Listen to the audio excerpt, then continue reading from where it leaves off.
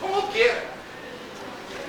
Então, as observações que eu agora, avante, vou fazer, liga-se a esta ideia. Qual é o objeto da lei excepcional? Esta, a lei da ação civil pública. A ação civil pública poderá ter por objeto a condenação em dinheiro ou o cumprimento de obrigação de fazer ou não fazer. Esse é o objeto. Se a condenação emergir e surgir em dinheiro, a indenização pelo dano causado reverterá a um fundo gerido por um Conselho Federal e por conselhos estaduais. O Ministério Público ingressou com a ação civil pública, ela terminou com bom êxito, a decisão transitou em julgado e o dinheiro que porventura venha a ser conseguido mediante execução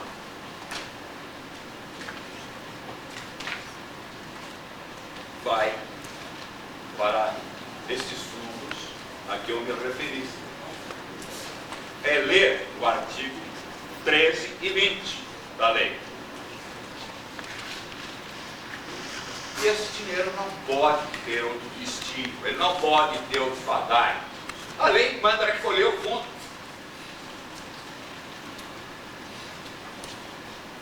Agora, vamos recordar um pouquinho.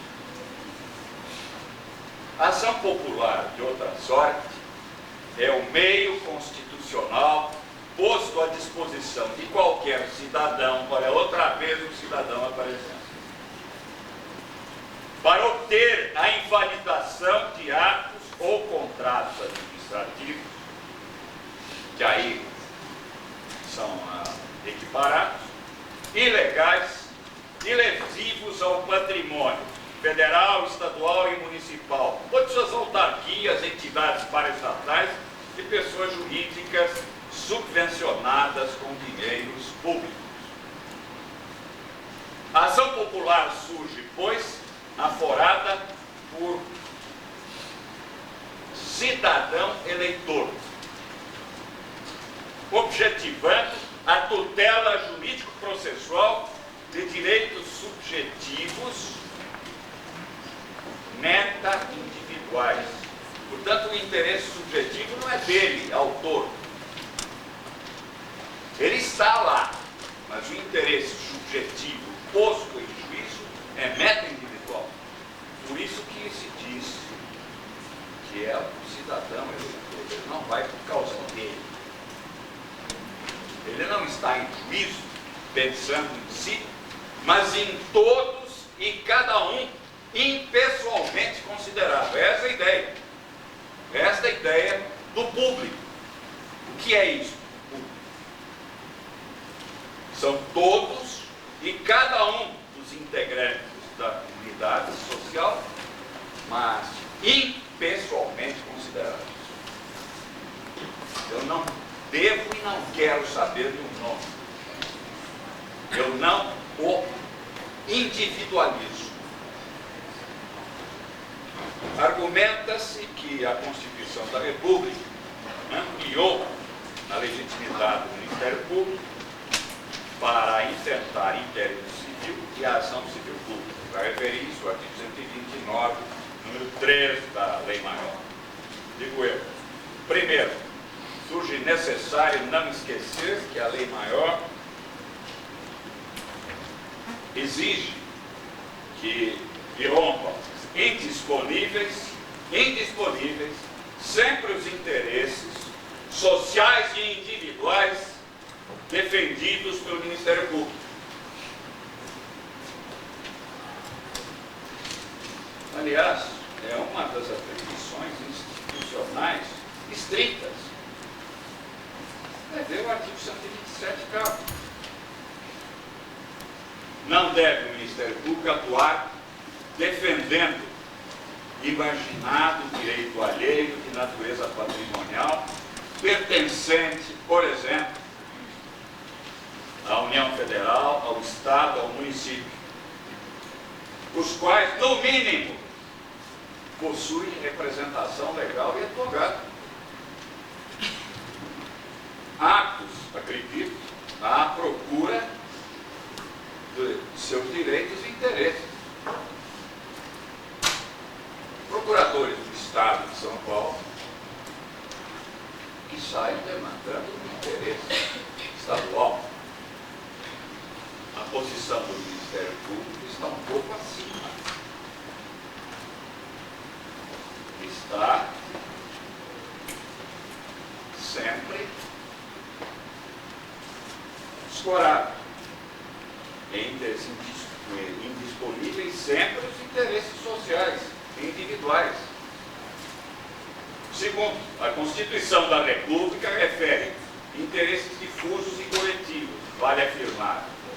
Menciona a proteção do patrimônio público e social, além do meio ambiente e, abro aspas, de outros interesses difusos e coletivos.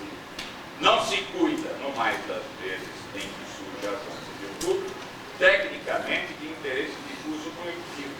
Mas, por exemplo, de anulação de contrato de pretensos direitos de ressarcimento de dano ao patrimônio público, federal, estadual, municipal, com pedido de destinação da reparação para o cofre do ente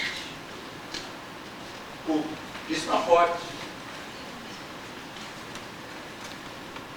Aforou a ação civil pública, o dinheiro vai para fora. Não pode ter outra decisão. A Lei Orgânica Nacional do Ministério Público assere que há mais os órgãos de execução, dentre as funções gerais que lhes incumbem, promover o inquérito civil e a ação civil pública na forma da lei. Que lei?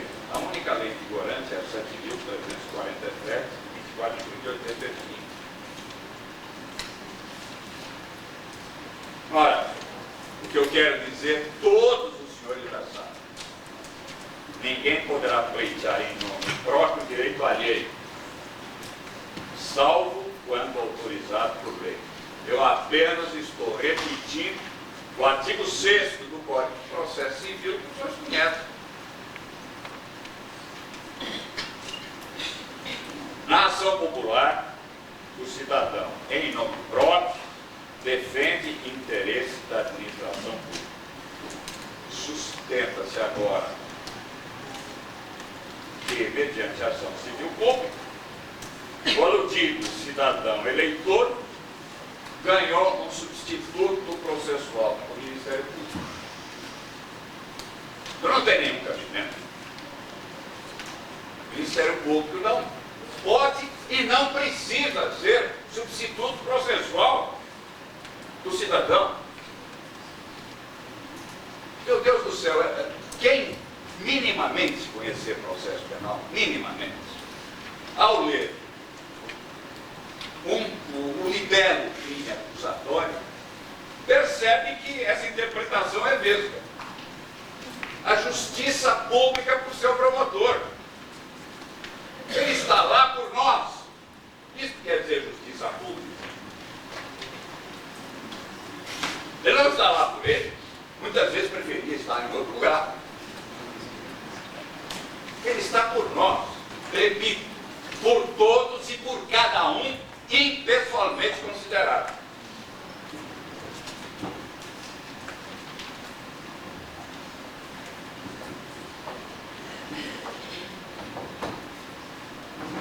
Afirma-se, portanto, que ao promover o inquérito e a ação civil pública para a anulação ou declaração de nulidade de ato lesivo ao patrimônio público ou à moralidade administrativa do Estado ou do município, de suas administrações indiretas ou fundacionais, ou de entidades privadas de que participem, o Ministério Público tomaria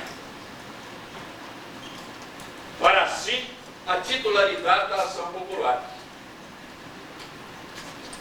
Vejam, isso é nitidamente uma posição política. Não, se está afirmando que a ação popular morreu. Porque com um substituto processual como esse, o cidadão eleitor vai mover a ação popular? Salvo aquelas brigas de véspera de eleição. É a única hipótese. Assim, sob a denominação de ação civil pública, ou melhor, de nova e sétima finalidade, nós referimos 6, eles querem mais uma. E não obstante eu entender que esse rol de 6 são números fechados, que nem a doutrina nem a jurisprudência pode acrescentar nada, ter-se-ia dado ao Ministério Público legitimidade ativa para imaginada espécie do gênero ação popular. Então o que acontece? Teremos duas ações populares. A ação popular do cidadão eleitor e a ação popular do Ministério Público.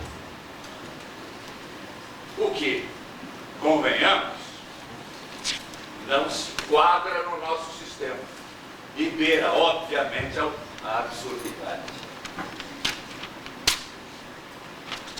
Vamos à ação que nos importa, que é a ação de reparação do dano por enriquecimento ilícito, prejuízo ao erário ou violação de princípios da administração pública, instituída pela Lei 8.429, de 2 de junho de 92. Esta referida no artigo 73, tantas vezes mencionado.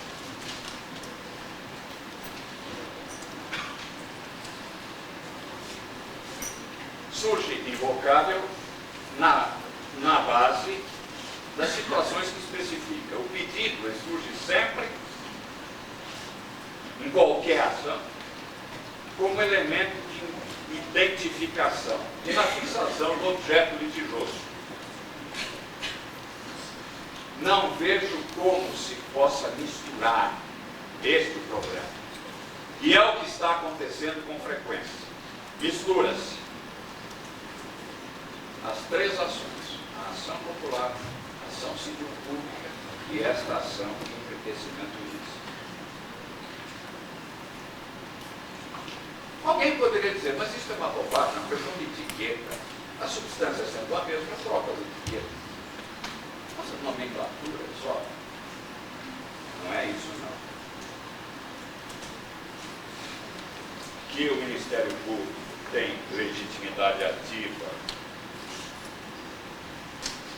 em várias ações, não as torna todas civis públicas. Não é nenhuma novidade a existência de ações em que o Ministério Público é titular. O meu inesquecível professor Carlos Mendes de Almeida, que para mim traz o relacionamento de criatura para criador, é assim que eu me sinto em relação a ele. Há mais de 40 anos, dizia, no cível também há ações públicas.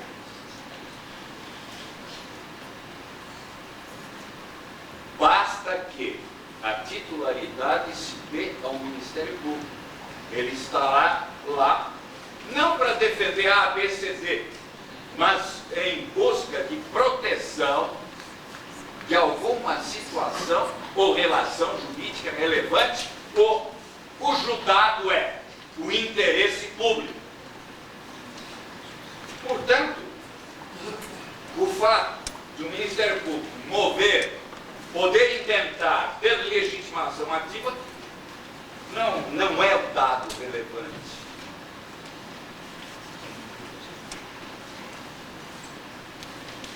O que importa é que tenha em conta a causa de pedido, o pedido, e não unicamente a legitimidade.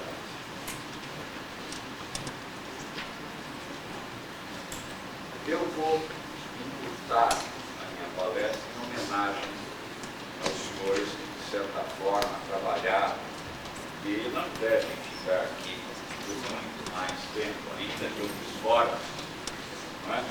Para atormentá-los muito pouco.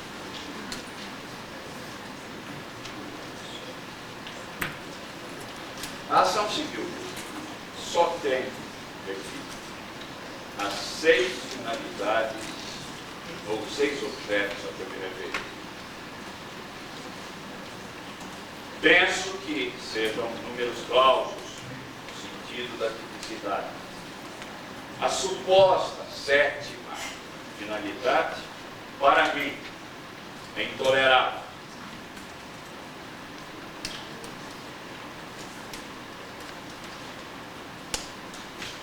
A ação de reparação do dano, nascente em ato de improbidade administrativa, esta guarda por objeto imediato a declaração de existência de ato, tal como reclamado, praticado por agente público ou por terceiro envolvido, contra a administração direta, indireta ou fundacional, empresa incorporada ao patrimônio público ou entidade cuja criação ou custeio o erário haja concorrido ou ainda contorno. Eu estou sendo textual, é o artigo 1º e 3º da Lei 8.427, de 2 de julho de 92. Além de outras entidades que recebam subvenção, benefícios ou incentivo fiscal ou creditício de órgão público. É evidente. O que é que se pretendeu aqui? Pretendeu-se que as pessoas que recebam dinheiro público digam onde puseram. Isto é, que destino deram ao nosso dinheiro.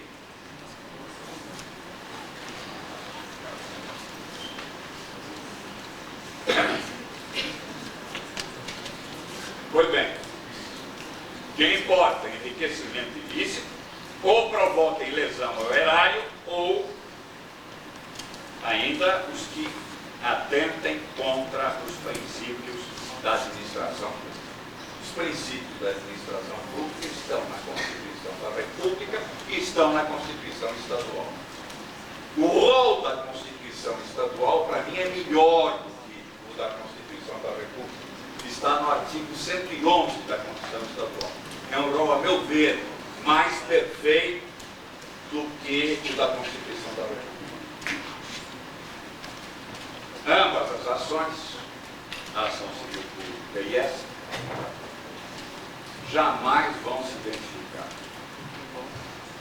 Não se cuida de espécie ligada a gênero, constituinte de alguma categoria jurídico-processual. Elas não exibem elas a mesma finalidade, não ostentam a mesma causa do pedido, não apresentam o mesmo objeto ou pedido. As diferenças, entretanto, não se esgotam nesses elementos. Porque alguém poderia dizer, isto aqui é um pouco de processualite, isto é um pouco de preocupação exagerada com as coisas do processo. Não é não por causa do problema de nomenclatura que eu acabei de referir. Mas, entretanto, ainda que por argumento se diga que isso é um excesso de direito processual, eu diria que as diferenças não se esgotam, não terminam aqui. A equiparar de maneira ilusória as duas ações divisa-se o patrimônio público. O conceito legal ou formal de patrimônio público é bastante conhecido. Considera-se patrimônio público os bens e direitos de valor econômico, artístico, estético, histórico ou turístico. Esse é o artigo 1º, parágrafo 1º da Lei 4.717 de 75, com a redação recente dada pela Lei 6.513 de 77. Conceito que ainda se completa na chamada Lei de Enriquecimento Ilícito, artigo 1º, parágrafo 1º, com a afirmação de serem os referidos bens e direitos da União, do Distrito Federal, dos Estados, municípios, territórios, autarquias, de empresas públicas, de sociedades de economia mista, de fundações instituídas pelo poder público, de empresas incorporadas, de empresas com participação do erário e de entidades subvencionadas pelos cofres. Surge fácil até verificar que, no tocante a patrimônio público, a ação de reparação do dano por ato de improbidade administrativa possui âmbito mais amplo do que a ação civil pública. Bastaria isso para mostrar que são diferentes.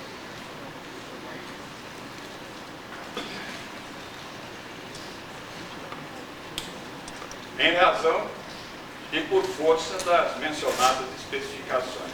Sem esquecer de que, no seu perímetro, este da ação de reparação do dano, se acha o erário. O que é erário? Erário é o tesouro. E diz com as finanças públicas. Portanto, não foi à toa, não foi por acaso que a Lei 10.028, 28 de outubro de 2000, foi referir aquelas hipóteses. E o artigo 73 da Lei Complementar 101, não é? Esse que estamos examinando, refere à lei de improbidade, não a da ação civil pública. Se nós estamos tratando de finanças públicas, a palavra que cabe é erário.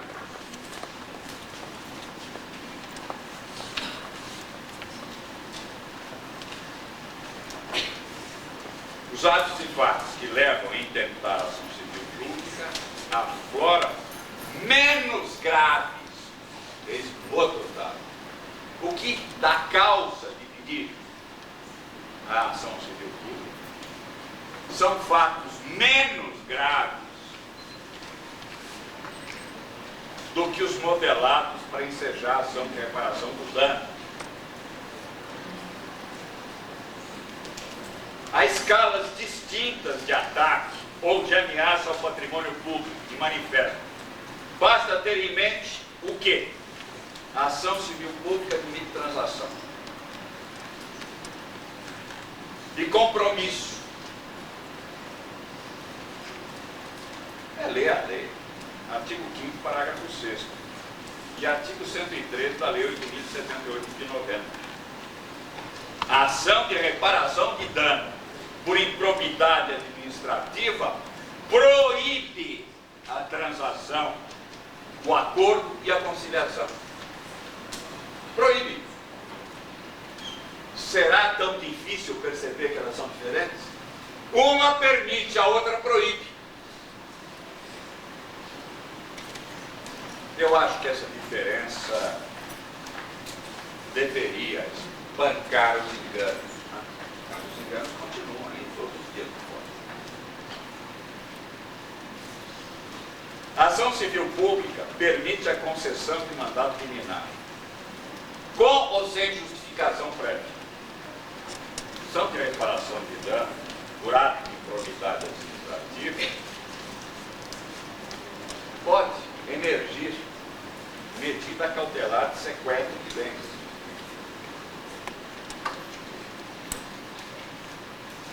Há quem diga, eu não chego, pelo menos eu não fui convencido ainda disso, que esse sequestro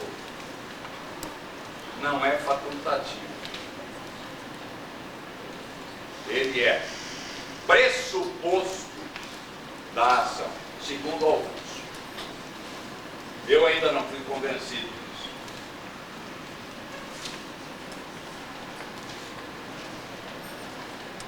A indisponibilidade de bens com indiciado de outra sorte tem pertinência com o inquérito administrativo, no seu mais largo sentido. É evidente que eu estou me referindo à Lei 8.429. E ambas as medidas não se misturam. Uma coisa é ordem liminar na ação civil, outra é eventual sequestro de bens.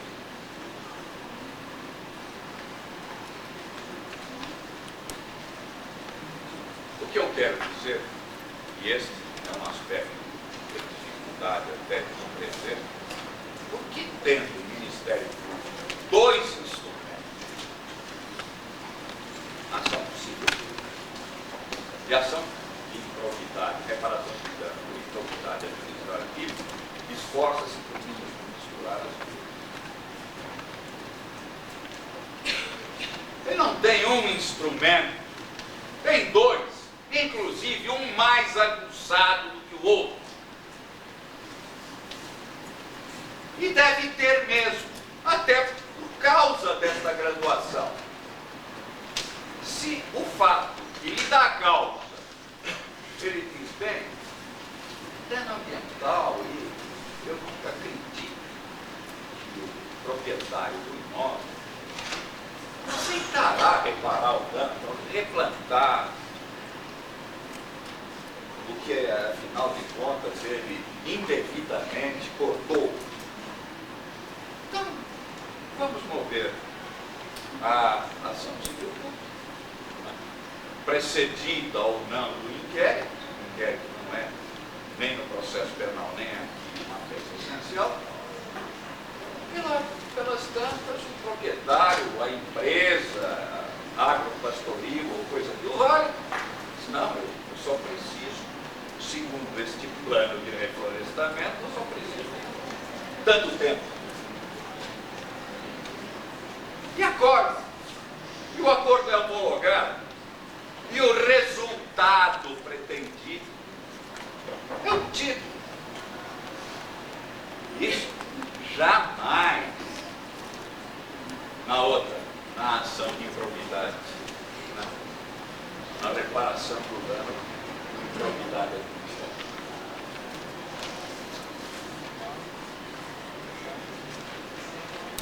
Pois bem, no arremate deste tema, três ações que se localizam em lugares diversos na Constituição. Será que isso não está a mostrar para qualquer leitor? Estou falando para o técnico, não estou falando para o advogado, não estou falando para o promotor, para o juiz. Será que qualquer leitor percebe que se elas aparecem em capítulos distintos, a ideia primeira é que elas são diferentes? Então vejam lá. A ação popular encontra-se dentro dos direitos individuais e suas garantias. Artigo 5º, sabem muito bem os senhores, inciso 73. A ação indenizatória nas hipóteses de improbidade administrativa está nas disposições gerais atinentes ao quê? Só pode ser a administração pública. Artigo 15, incisos 2 e 5. E ainda, obviamente, o artigo 37, parágrafo 4º da Constituição. A ação civil pública encontra-se posta na seção pertinente ao Ministério Público, compondo o elenco de funções institucionais. Artigo 129, inciso 3º. Como é que alguém, usando um método hermenêutico, que é a interpretação sistemática, vai misturar três coisas que despontam em lugares diferentes na Constituição?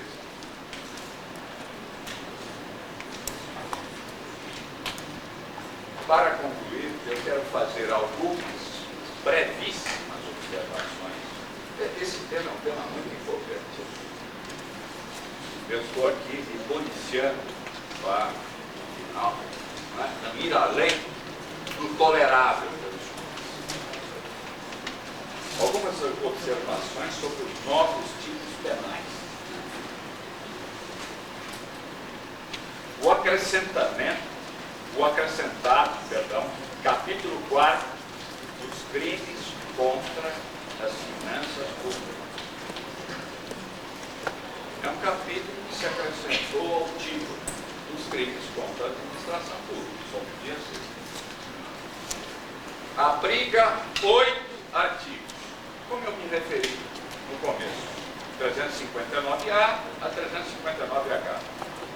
Pune-se, assim, consoante a rubrica lateral, vamos lembrar os senhores que já tiveram direito penal, a rubrica lateral do título ou integra, ou se quiser, a rubrica lateral integra o título delitivo. Portanto, a rubrica lateral não é para nós acharmos que pressa o crime. Não é uma arte de tipografia. Não é algo que se põe ao lado do título para integrá-lo. Então vamos ver quais são as rubricas laterais destes preceitos. Contratação de operação de crédito. Inscrição de despesas não empenhadas em restos a pagar. É claramente financeiro. Assunção de obrigação no último ano de mandato ou legislatura, isso preocupando tanto os presídios agora. Assunção de obrigações no último ano de mandato ou legislatura. Operações de despesas não autorizadas, prestação de garantia graciosa, não cancelamento de restos a pagar, aumento de despesa total com pessoal no último ano do mandato ou legislatura, e oferta pública ou colocação de títulos no mercado. Esse dispositivo chegou tão tarde, chegou tão atrasado, chegou tão fora de ordem, me dá uma profunda tristeza que ele não tenha chegado já há algum tempo na história do direito brasileiro. São todas infrações penais de perigo. Todas. Não há nenhuma que não seja uma infração penal de perigo. A reprimenda mínima, a pena mínima, emerge de detenção de 3 meses a um ano. E a máxima de reclusão de 1 ano. A Lei 9.714, de 25 de novembro de 98, modificando a parte geral do Código Penal, refere às penas restritivas de direito, e deixou assentado que podem substituir as privativas de liberdade quando aplicadas em quantidade não superior a 4 anos. Portanto, apanhou todas as infrações. Se o acusado não se mostrar reincidente em crime doloso, mas com a observação de que logo abaixo tal exigência desaparece se a medida emergir socialmente recomendável e a reincidência num desconto específico. Se restaurar a reincidência específica, já tinha sido banido na parte geral. Então, o que vai acontecer é que isto aqui ainda alarga mais a possibilidade de aplicação da substituição. E continuar a culpabilidade, os antecedentes, a conduta social e sua personalidade tem como motivo indicarem que a substituição seja suficiente. Esta parte aqui é um eco do próprio artigo 59 do Código Penal. pode suceder e muitas vezes ocorrerá, então, a aplicação nesses crimes todos de prestação pecuniária, perda de bens e valores, prestação de serviço à comunidade, com a entidade pública, interdição temporária de direito no fim de semana. Então, veja, criou-se uma série de crimes, mas as penas foram francas e deterioradas. Em alguns casos, eu peço desculpas, eu sei que estou falando de mim, um pouco brandas demais. Mas não por culpa desta lei, mas principalmente porque houve esta mudança verde do Código Penal, que implodiu o sistema de penas. Tirante o crime de garantia graciosa, que é crime material, todos os outros irrompem formais. Recorde-se, no crime material, descreve-se a conduta do sujeito agente e ainda seu resultado que se exige para a consumação do delito. Daí falar-se, e aí fica bastante clara a expressão, resultado tipológico. O resultado está no tipo. Já o crime formal, o resultado pretendido, o evento, não precisa ocorrer. O delito consuma-se de modo antecipado. Menciona-se, pois, a antecipação da tipicidade com o sucesso da conduta. Praticou a conduta, não importa, exigiu. Se recebeu ou não recebeu, não é isso, exigiu. Exigiu para si ou para outro.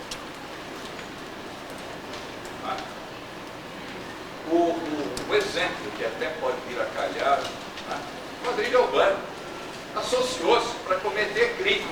Se cometeu ou não cometeu não é relevante.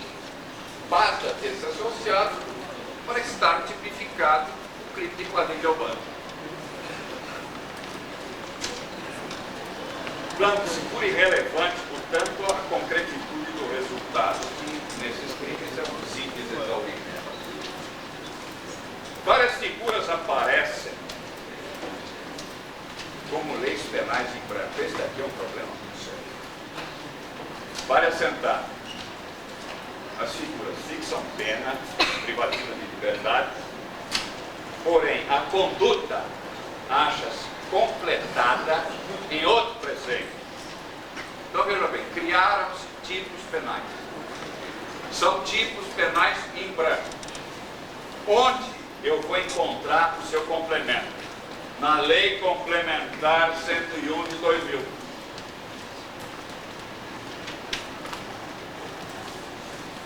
Vamos dar alguns exemplos. Crime de contratação de operação de crédito. A definição do que seja encontra-se na Lei de Responsabilidade Fiscal.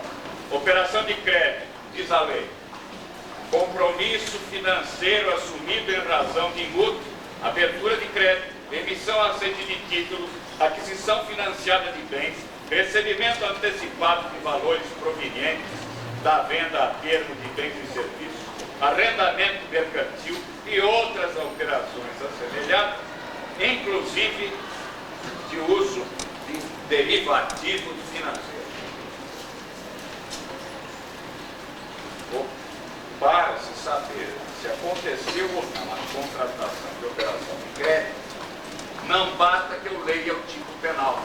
Eu preciso ter o Código Penal aqui e a Lei Complementar 101 aqui. E procurar preencher a conduta nesta Lei Complementar.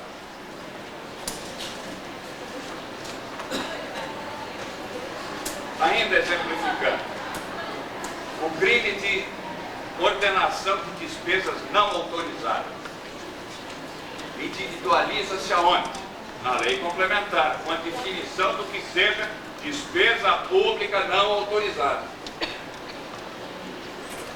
E assim, serão consideradas não autorizadas, irregulares e lesivas ao patrimônio público, a geração de despesas ou assunção de obrigações que não atendam ao disposto no artigo 16 e 17. Volta a insistir. Norma penal em branco. Código penal aqui, lei complementar da cidade.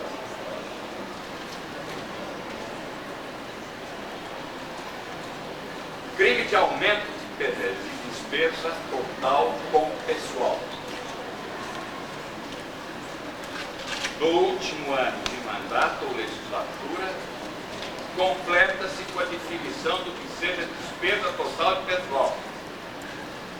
E a lei complementar diz: o somatório dos gastos do ente da federação com os ativos e inativos e pensionistas, relativos a mandatos eletivos, cargos, funções ou empregos, civis e militares e de membros do Poder Judiciário, com qualquer espécie remuneratória, tais como vencimentos, vantagens, fixas e variáveis, subsídios, proventos, aposentadorias, reformas e pensões, inclusive adicionais, gratificações, horas extras, vantagens pessoais de qualquer natureza, bem como encargos sociais, contribuições recolhidas pelo ente ou entidade previdenciária. Veja aí. Em síntese, o que é que nós temos? Crime de crime. Todos. Tipos penais em branco, para serem preenchidos por definições não muito claras. As definições da lei complementar fiscal, algumas das definições da lei complementar fiscal, não apresentam a clareza suficiente para preencher a norma penal. Excesso de elementos normativos. Isto vai dificultar a aplicação e, queiram ou não queiram, alargam a discricionariedade judicial, o que me parece não ser de todo mundo. Meus caros, eu agradeço a atenção que me ouviram e lamento se não pude atendê-los na medida que desejo.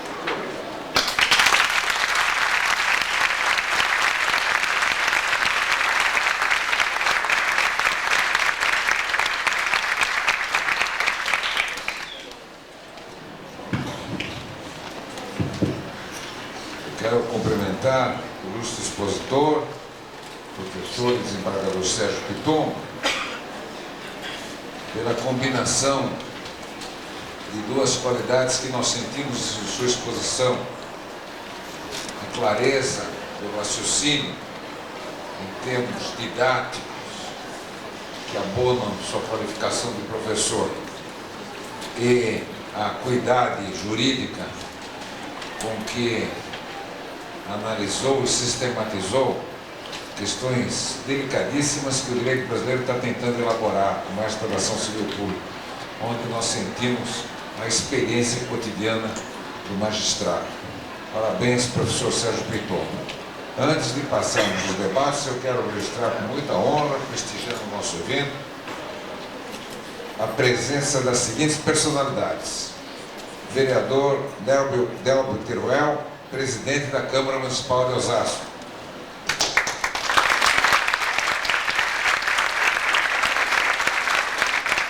Vereador Roberto Lopes, também da nossa Câmara Municipal de Osasco.